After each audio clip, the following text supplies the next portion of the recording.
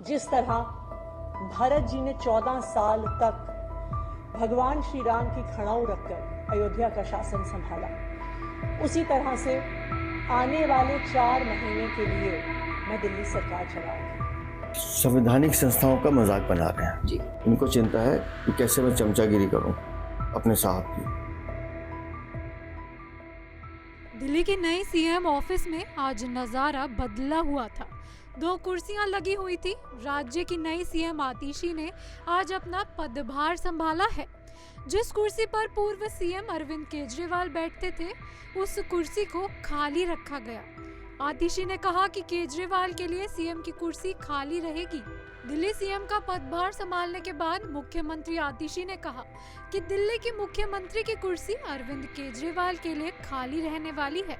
आने वाले 4 महीनों में दिल्ली में चुनाव होने वाले हैं और दिल्ली की जनता फिर से अरविंद केजरीवाल को कुर्सी पर बिठाएगी। तब तक के लिए ये कुर्सी अरविंद केजरीवाल का इंतजार करेगी।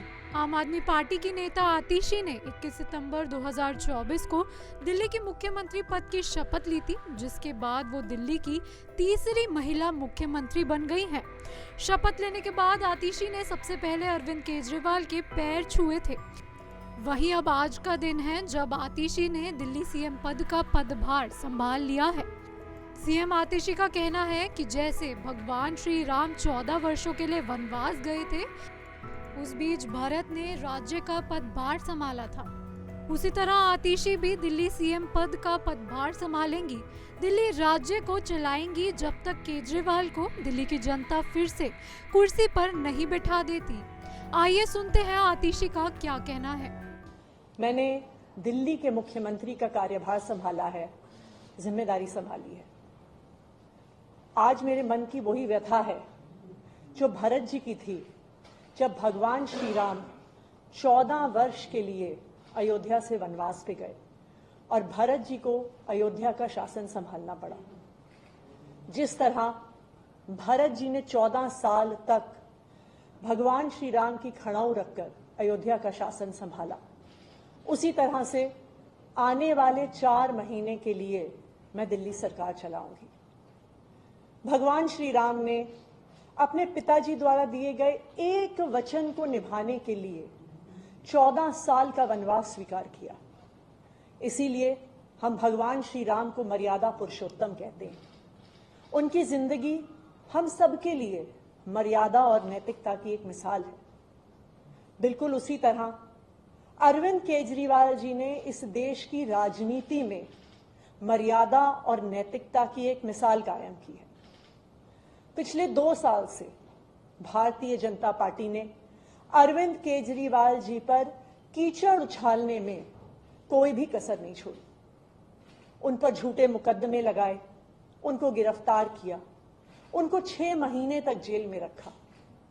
जब अरविंद केजरीवाल जी को सुप्रीम कोर्ट ने जमानत दी तो उन्होंने कहा कि अरविंद केजरीवाल जी की गिरफ्तारी एक दुर्भावना के तहत हुई है।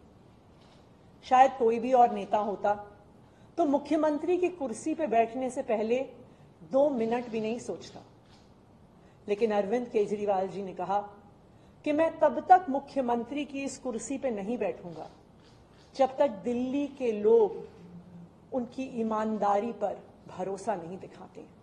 और उन्होंने मुख्यमंत्री पद से इस्तीफा दे दिया।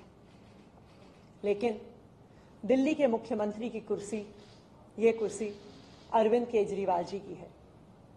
मुझे पूरा भरोसा है कि फरवरी में 4 महीने में जो आने वाले चुनाव हैं, दिल्ली के लोग अपने प्यार के साथ, अपने आशीर्वाद के साथ, अपने भरोसे के साथ फिर से अरविंद केजरीवाल जी को मुख्यमंत्री की कुर्सी पर बैठाएंगे।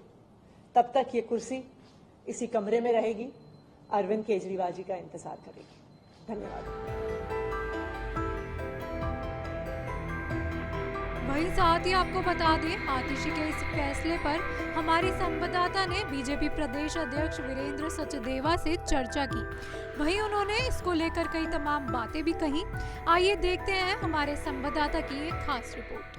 इस समय हमारे साथ दिल्ली बीजेपी प्रदेश अध्यक्ष वीरेंद्र सचदेवा जी मौजूद हैं। सर, आज दिल्ली का जो मुख्यमंत्री ऑफिस था और जो सीएमओ था, वहां पर 2 कुर्सियां रखी गई। आतिशी की और केजरीवाल जी की कुर्सी जो थी वो आज भी वहीं पर खाली रखी हुई है, जबकि केजरीवाल जी इस्तीफा दे चुके हैं। क्या कहेंगे?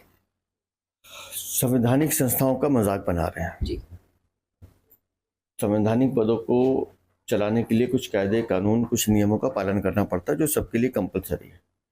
लेकिन चमचागिरी में घिरे हुए ये लोग, इन लोगों को समझ में नहीं आता कि ये संवैधानिक पद के साथ खेल रहे हैं जी। मजाक बना रहे हैं। तो अगर इस तरह की हरकत करनी थी तो फिर पद ग्रहण करने की जरूरत नहीं थी। एक आदमी जो जमानत पे छूटा हुआ है, भ्रष्टाचारी है, केस चल रहा है, सजा मिलनी निश्चित है, उस पर वो ईमानदार कैसे साबित करें? पूरी की पूरी पार्टी इस काम में लगी है। दिल्ली की लोगों की समस्याएं क्या हैं? पानी मिल नहीं रहा है, बिजली के बिल बढ़े हुए हैं, सड़कें टूटी हुई हैं, बच्चे फेल किए जा रहे हैं, उस पर कोई काम नहीं करेंगे। इनको चिंता है कि कैसे मैं चमचागिरी करूं अपने साहब की, अपने हजूर की। तो चमचागिरी से, हजूरगिरी से सरकारें नहीं चला करती, ये बात इनको समझ में आना चाहिए। सर, क्या लग रहा है जो काम पहले रुके हुए थे, जिन पे जो साइन नहीं हो पा रहे थे मुख्यमंत्री पद की ओर से, अब वो क्या काम दोबारा शुरू हो आज की पाएंगे? इस घटना के बाद मुझे इनसे कोई उम्मीद करना बेमानी लगता है। दिल्ली वालों को आज इन्होंने शर्मसार किया है और पूरे संवैधानिक सिस्टम को इन्होंने एक तरह से कलंकित करने का काम किया। सर, कहीं ना कहीं एक सिंपैथी का एंगल यहाँ पर आ जाता है क्या? आपको सिंपैथी लगती है, मुझे ये चमचागिरी दिखाई देती है।